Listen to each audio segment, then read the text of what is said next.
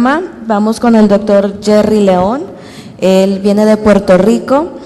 Vamos con el tema de aplicaciones en células madres en ortopedia. El doctor posee un doctorado en medicina en Pond School of Medicine en Puerto Rico, Upstate Medical University en Syracuse, New York, desde el año 2001 hasta el 2005. Él ha presentado diferentes conferencias en medicina regenerativa, ortomolecular, en diferentes lugares, ¿verdad? Es presidente de la American Spinal Cord Injury Association en Puerto Rico y continúa trabajando en varias publicaciones científicas. Le damos la bienvenida, doctor.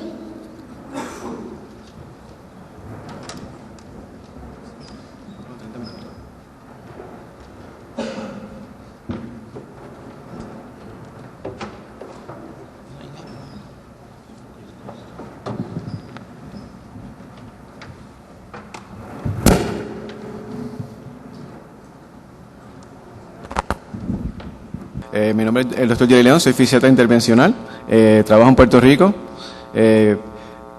trabajo mayormente haciendo ortopedia intervencional y también trabajo con neurología, mayormente lo que es spinal cord injury y también problemas como Parkinson's, esclerosis múltiple, etcétera. Soy consultor clínico para diferentes compañías, ¿verdad? En cuanto a procedimientos y desarrollo de equipo para procedimientos de células madre. Lo más importante de este lecture sería aprender, ¿verdad?, cómo abordar al paciente, cómo presentar este tipo de tratamiento, ya que no es la línea primaria de tratamiento para la mayor parte de las condiciones que tratamos hoy día. Y también, ¿verdad?, cómo realizar estos procedimientos de una forma más certera. Las células madres de adultos, yo sé que ya se discutió en el día de ayer, para los términos de ortopedia, aquí lo importante es que en ortopedia se trabaja mayormente con estructuras que son pobres en oxigenación o vascularidad. Ligamentos, tendones y cartílagos son estructuras que tienen pobre vascular supply y por eso también tienen pobre acceso a las células de reparación. Esta es la división asimétrica, sería la definición de lo que es una célula madre. Importante saber es cuándo podemos utilizarla y cuándo no podemos utilizar estas células. Estas células no podrían ser utilizadas cuando tenemos un cáncer derivado de la médula ósea. También cuando tenemos un cáncer primario, cuando no sepamos de dónde viene, cuando tenemos cáncer activo, y no sepamos de dónde viene ese cáncer primario. En cuanto a la consulta de medicina regenerativa, importante realizar un buen examen físico, confirmar cuál es el diagnóstico del paciente, no tan solo por radiografía, sino también hacer lo que se llama inyección diagnóstica, tratar de eliminar los síntomas del paciente anestesiando el área de patología. Muy importante sería también establecer, ¿verdad?, qué comorbilidades existen en el paciente. El paciente es un ambiente donde van a ir estas células que debería estar optimizado. De suma importancia, ¿verdad?, determinar qué específicamente espera el paciente en cuanto a resultados del mismo. Asegurarnos que tenga expectativas realísticas. En cuanto a continuamos con la consulta de medicina regenerativa, importante, si vamos a estar tratando articulaciones, en ortopedia lo más importante es mantener una simetría y un buen alineamiento, que deberíamos tener radiografías recientes. Usualmente nos gusta tener placas si vamos a hacer una rodilla, cadera, pie, etcétera, con el paciente parado, que sea reciente, menos de un año. Discutir con el paciente, ¿verdad?, ya que las células madres son un tratamiento que se considera de segunda línea. ¿Qué tratamiento se ha hecho ya este paciente previamente? ¿Qué se ha hecho? ¿Cómo ha fallado el tratamiento? Y también discutir qué está disponible hoy día como primera línea de tratamiento y qué riesgos conlleva el paciente con este tipo de tratamientos que se consideran la primera línea. Por ejemplo, para problemas ortopédicos, usualmente comenzamos a darle al paciente medicamentos antiinflamatorios, que es lo que está establecido. Y miren los riesgos, ¿verdad? Esto es un slide que tomamos prestado de la American Heart Association. Y mira, los riesgos que aumenta, o la cantidad que aumenta de riesgos de accidente cerebrovascular.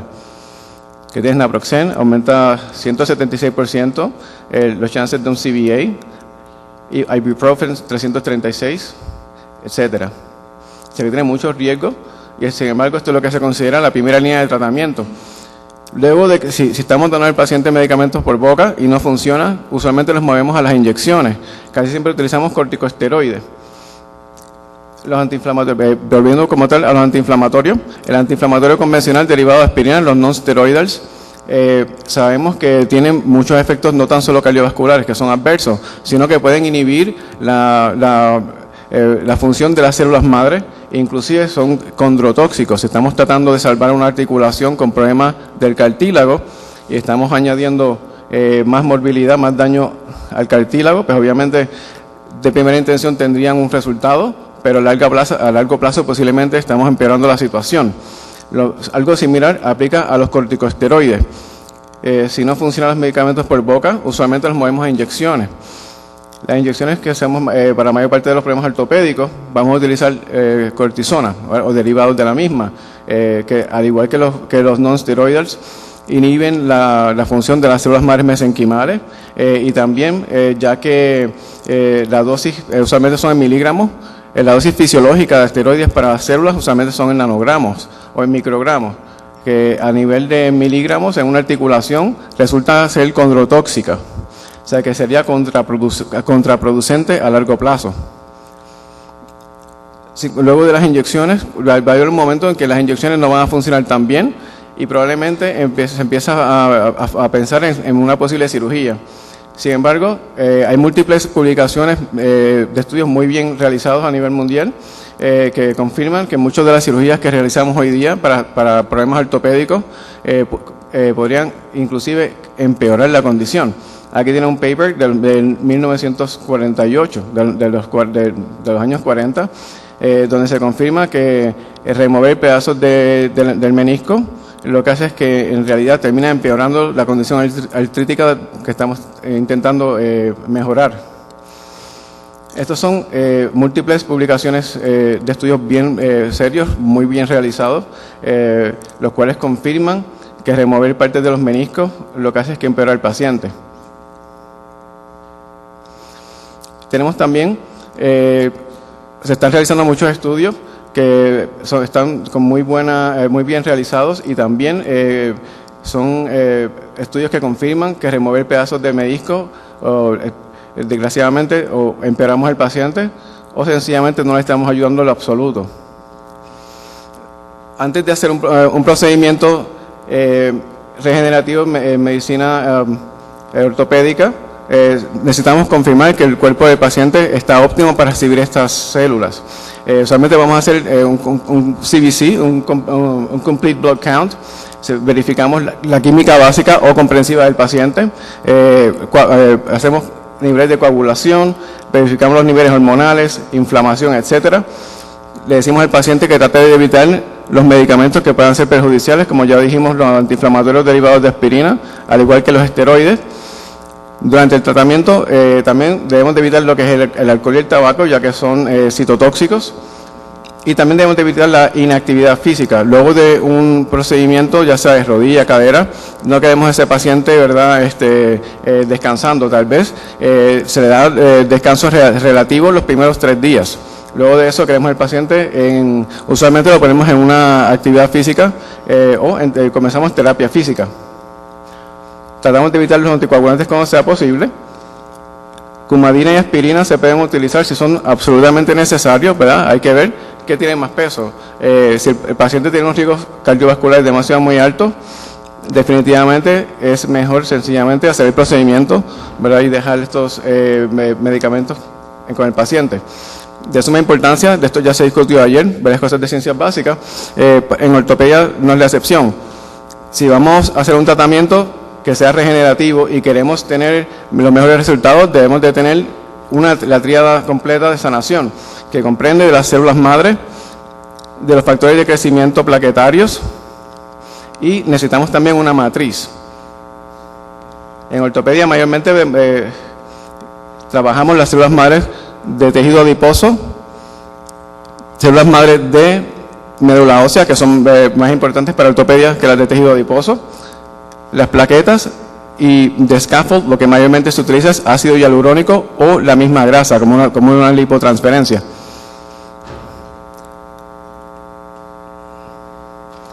Plasma rico en plaqueta, sencillamente, ¿verdad?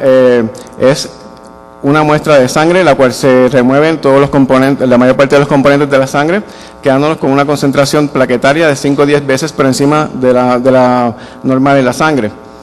Según estamos concentrando las plaquetas, estamos concentrando su capacidad regenerativa. Así se ve en un slide lo que es sangre normal. Luego de hacer un concentrado plaquetario o PRP, esto es lo que se ve. Esos puntitos violetas, ¿verdad? Representan las plaquetas concentradas. Concentradas las plaquetas, estamos concentrando los factores de crecimiento.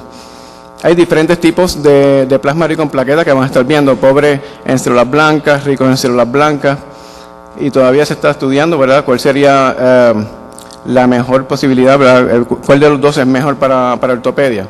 Honestamente, ambos funcionan muy bien. Las células blancas, va a ser imposible hacer una remoción total de células blancas, pero según se está viendo, aparentemente tratamos de mantener la cantidad de células blancas del contenido del PRP lo más bajo posible.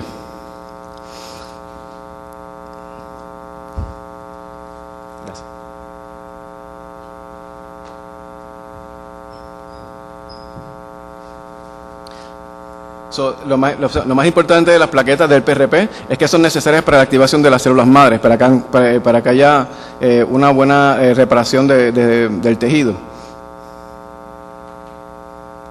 Las plaquetas, en este caso el PRP, lo utilizamos mayormente para hacer inyecciones de ligamentos y tendones o para complementar lo que estamos haciendo con las articulaciones. El PRP es más fisiológico que regenerativo, diferente a las células mesenquimales y a las hematopoyéticas.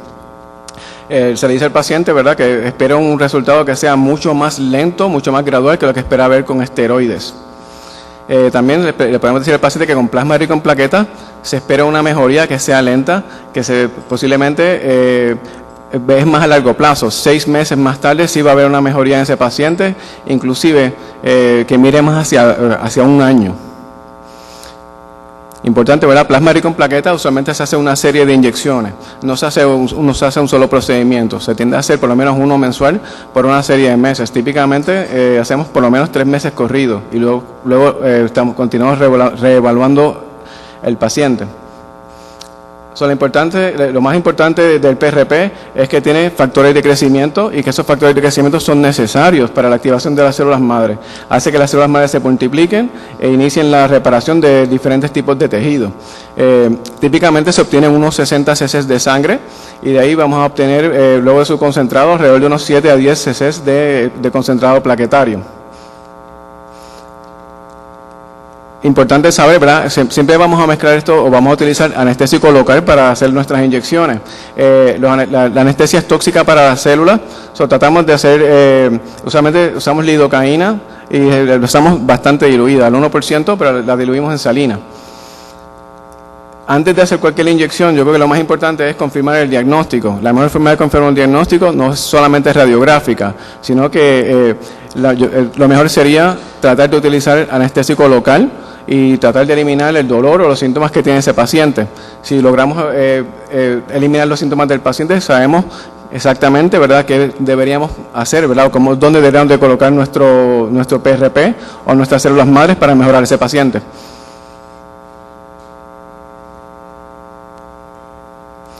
Aplicaciones clínicas del PRP.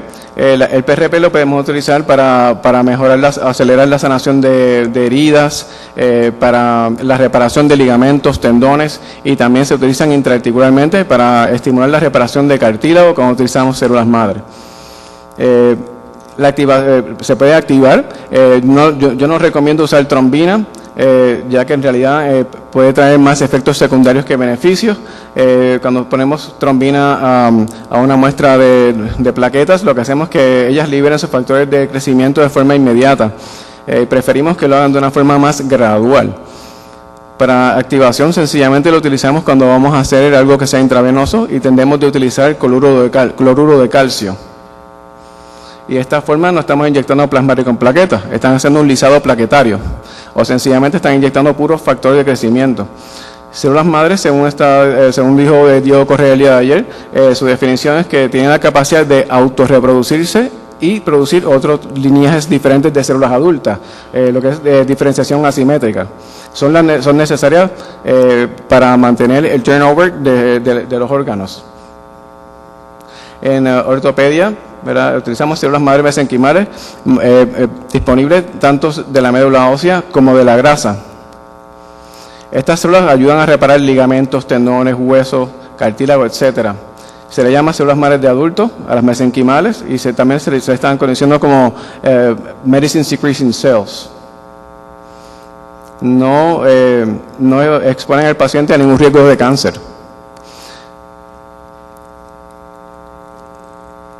Como está diciendo Diego Correa el día de ayer, ¿verdad?, son pericitos, ¿verdad? Todas las células madres son pericitos, pero no todos los pericitos son células madres. Y bien importante es que hay una serie de señales químicas que están, muchas de ellas en el PRP, otras hay fuentes externas que son necesarias para estimular estas células para que haya una conversión de una célula no diferenciada a un condrocito.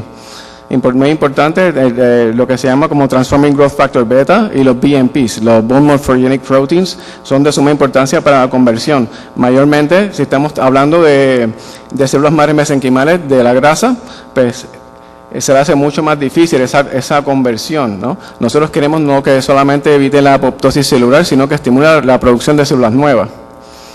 Deberíamos, ¿verdad?, siempre, por eso añadimos plasma rico en plaquetas a nuestra muestra de células madres. Se han hecho hasta el día de hoy, ¿verdad?, miles de estudios con células madres mesenquimales, donde se demuestra que son no tan solo muy eficaces para tratar múltiples patologías, sino que en cuanto a riesgos son muy mínimos para el paciente.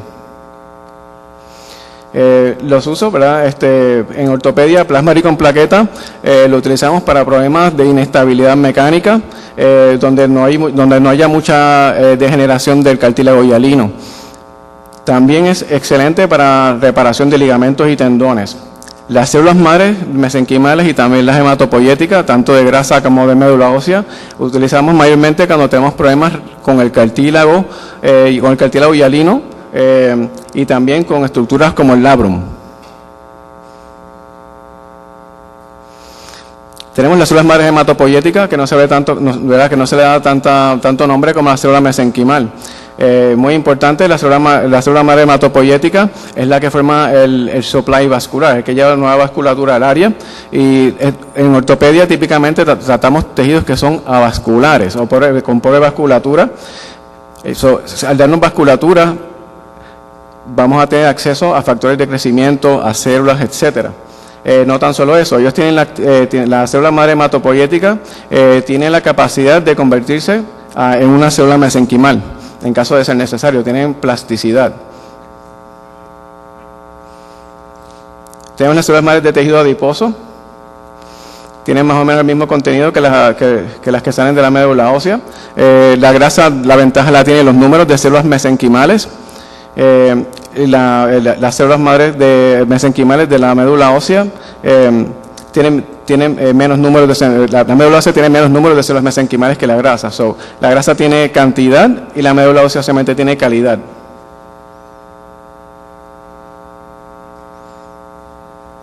Algo importante, ¿verdad? Las células madres las células madres que tenemos, las células madres hematopoyéticas que viven en la grasa, son menos resistentes que las que tenemos en la médula ósea. Las de la médula ósea son más resistentes a daño y tienden a durar más tiempo en la articulación. Las células madres de la grasa sencillamente se obtienen mediante digestión enzimática y centrifugación. Lo que resulta es un pellet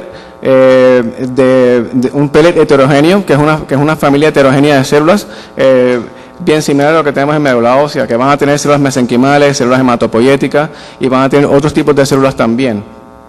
Se le llama estroma vascular fraccionado.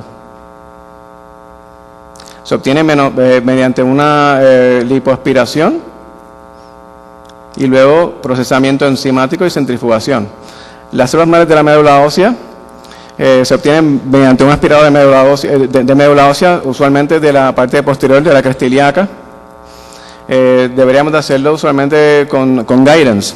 Tendemos a utilizar sonografía en mi práctica, pero también utilizamos fluoroscopía. El lugar preferido es la cresta ilíaca posterior, es donde van a tener la mejor calidad de muestra y usualmente nos da una buena cantidad. El área se tiene que anestesiar primero, se anestesia en la piel hasta el periósteo, usualmente usando lidocaína. Cuando insertamos nuestra aguja, ¿verdad? Traten de aspirar no todo el aspirado del mismo sitio. Usualmente aspiramos como unos 5 mililitros de cada punto y hacemos múltiples entradas. O si no, vamos aspirando, ¿verdad?, de profunda a superficial para tener una muestra bien rica en células madres, ya que si hacemos una sola entrada y aspiramos lentamente de un solo punto, vamos a tener una muestra muy rica en sangre pobremente oxigenada, que sería otro PRP. Esto es una técnica, ¿verdad? Esto es la técnica paralela. Tenemos también la perpendicular. Esta técnica es mucho más retante para realizar, pero es una forma más efectiva, ¿verdad? Podemos penetrar más profundo y obtener una cantidad más grande una cantidad mayor de células de células madres en general. No se recomienda que hagamos una sola inserción y que estemos moviendo la aguja, ¿verdad?, sin sacarla del periósteo, ya que estaríamos sencillamente creando una cavidad más grande y estaríamos aspirando la misma cavidad continuamente, que resultaría en una cantidad menor de células madre y mayor de sangre. Esta es la técnica perpendicular para hacer médula ósea. Con la anterior, ¿verdad?, la paralela, hacemos una entrada más profunda. Con esta hacemos una entrada más superficial, ya que no queremos penetrar la cavidad abdominal. Pero para la persona que tiene menos experiencia haciendo médula ósea, esta sería la forma más safe, ¿verdad?, menos problemática. Hoy día, ¿verdad?, tenemos formas manuales y tenemos también los drivers, los taladros. Varios estudios, ¿verdad?, que se han hecho recientemente demuestran que la forma manual es más traumática para el paciente y la forma cuando lo hacemos con un taladro es menos traumático para el paciente. Bien importante, el tipo de jeringa que se utiliza para aspirado de médula ósea es de suma importancia. Si utilizamos una jeringa muy ancha y corta, la presión en la punta de mi aguja no es la mejor, ¿verdad? Y tendríamos una cantidad exagerada de sangre pobremente oxigenada. Se prefiere una jeringa que sea flaca y larga para que entonces cree mucha presión, ya que las células madres son pericitos, nosotros queremos arrancar esos pericitos. Va a ser un poco doloroso, ¿verdad?, si lo hacemos de esta manera, pero nuestra muestra va a ser muchísimo más rica en células madres y vamos a tener mejores resultados. Composición de médula ósea: tenemos células madres mesenquimales, hematopoyéticas, plaquetas y, como dije anteriormente, también contiene sangre. De una muestra de médula ósea, en cuanto a células mesenquimales, vamos a tener posiblemente alrededor de 1 millón, un poco menos de eso. Contraindicaciones, como dijimos anteriormente, un cáncer, ¿verdad?, que sea mieloproliferativo, cáncer que venga de la médula ósea, esa será una contraindicación. Cualquier cáncer que no sepamos cuál es el origen primario, anemia severa o infecciones severas. Hay diferentes formas de procesar la médula ósea. Usualmente se hace es un procesamiento de concentración, similar a lo que se hace con el plasma rico en plaquetas. Mientras menos procesemos nuestras células, mejor resultado vamos a tener. Hay múltiples estudios viendo a ver cuáles los riesgos que conllevan, ¿verdad?, una liposucción y también un aspirado de médula ósea. Se han hecho miles de estudios con gran cantidad de pacientes con muy pocas complicaciones. Se pregunta, ¿qué es mejor para ortopedia? ¿Utilizar médula ósea o SBF? Nosotros pensamos que definitivamente es mejor utilizar la combinación de ambas, ¿verdad? Es obvio, ¿verdad? El origen de la médula ósea es del hueso, que definitivamente para ortopedia las células madres que viven en la médula ósea son más efectivas, son mejores para tratar problemas ortopédicos. El problema que tenemos es la cantidad de células que tienen un aspirado de médula ósea, tendría de 1.2, 1.3 millones, maybe a 2 millones total de células, ¿verdad? Y con SBF tenemos como 1 millón de células madres por cada mililitro. Ya si no tienen la posibilidad, ¿verdad?, de hacer cultivo, pero entonces definitivamente el SBF va a compensar, ¿verdad?, la falta de células que tiene la médula ósea. Es mejor hacer la combinación de ambas.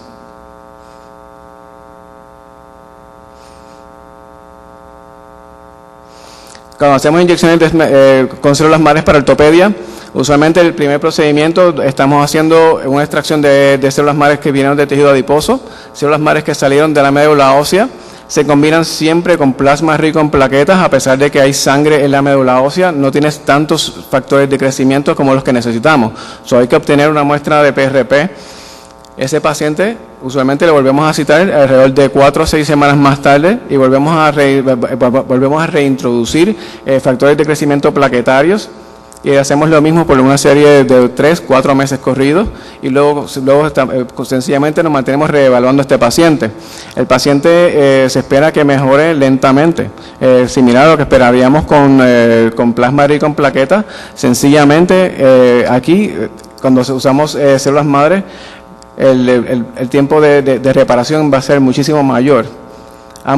Para ambos pacientes, al de PRP, con el paciente que hacemos células madres, esperamos, se le dice la expectativa, deberíamos de esperar alrededor de 1 año para saber cuáles van a ser los resultados finales del tratamiento. Cuando utilizamos las células madres, inyecciones de células madres intraarticulares, las vamos a estar utilizando para problemas de cartílago hialino mayormente. Como dije anteriormente, las plaquetas son excelentes para problemas de ligamentos, tendones. Si estamos empezando con problemas degenerativos, el cartílago hialino está intacto, tal vez tengamos problemas con los meniscos que son fibrocartilaginosos, pues una serie de inyecciones de plasma rico en plaquetas puede estabilizar la articulación, puede engrosar los ligamentos que estabilizan la articulación. Una articulación estable y simétrica se desgasta más lento. Le están dando mantenimiento. Si tenemos problemas en el cartílago hialino, pues entonces ese sería, ¿verdad?, una mejor indicación para células madres. También, ¿verdad?, las podemos utilizar cuando el paciente no tiene posibilidades de hacer una cirugía, tiene contraindicaciones a la cirugía. Pacientes que estén en esa zona, que los tratamientos de medicina convencional ya no estén funcionándole, estén terminando una posible cirugía. Funciona muy bien para necrosis avascular y para fracturas que no quieren pegar. Se quedó como...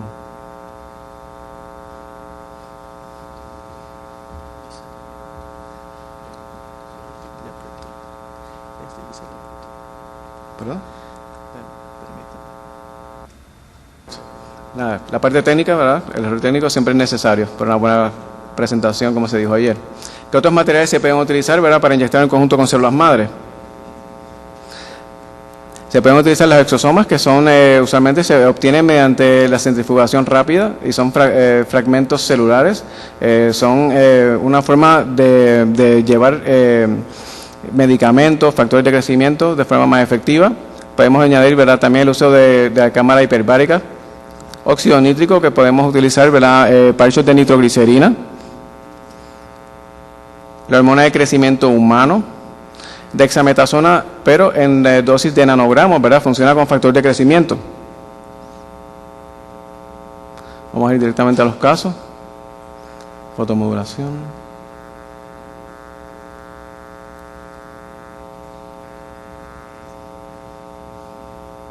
Citoquinas orales.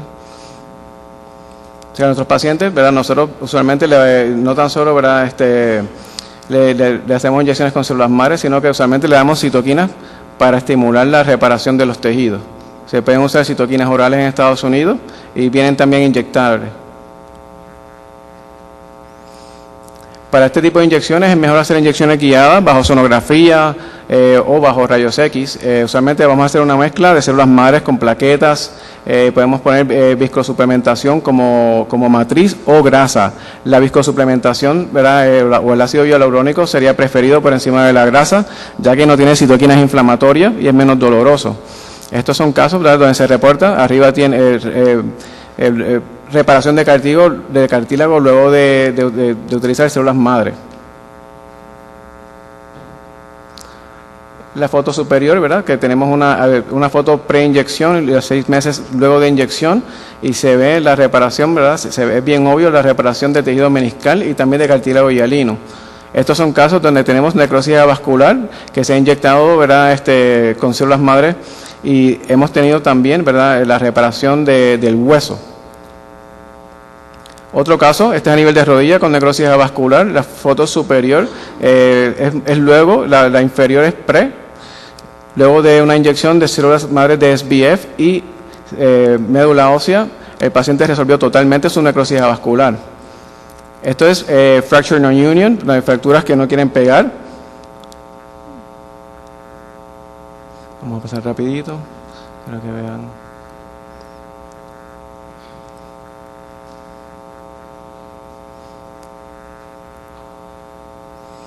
Como dije, los ligamentos y los tendones usualmente hacemos inyecciones sencillamente con plasma y con plaquetas. Sí podemos utilizar células madre, mayormente de médula ósea, cuando no tenemos buenos resultados luego de haber inyectado el paciente y que hayan pasado por lo menos 6 meses o un año de una serie de inyecciones de PRP. Así, esta es la forma que inyectamos el tendón de Aquiles, ¿verdad? Inicialmente yo lo intentaría hacer con plasma y con plaquetas.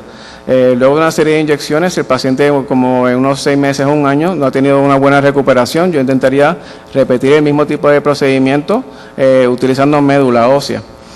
Esto es lo que quería que vieran. Estos son pacientes que tienen lesiones de la médula espinal. Fueron tratados con una combinación de SBF y de médula ósea. Y sí se puede demostrar donde hay una mejoría y hay reparación. Obviamente, ¿verdad?, el paciente no tiene una recuperación total, pero podemos hacer que un paciente recupere bastante función, y cualquier función que un paciente que tenga una lesión de la médula espinal pueda recuperar es buenísimo. Esto es otro caso que se hizo combinando médula ósea y SBF, y podemos ver, ¿verdad?, según nos vemos hacia mano derecha, que sí ha habido una mejoría en la calidad y la cantidad de tejido, que había una reparación.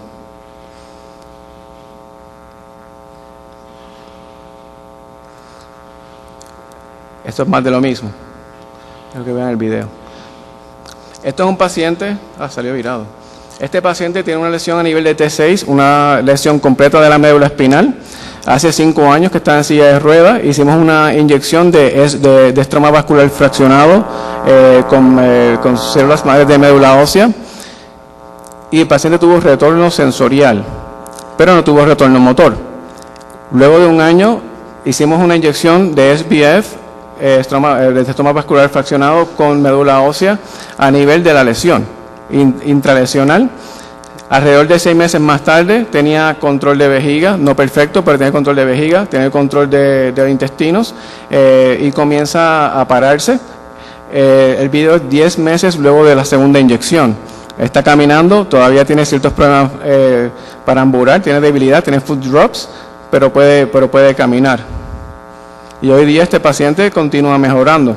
No se ha hecho más ningún procedimiento. Ya van alrededor de 3 años de procedimiento. Este es mi último, ¿sí? Gracias. Bueno, agradecemos al doctor Jerry León.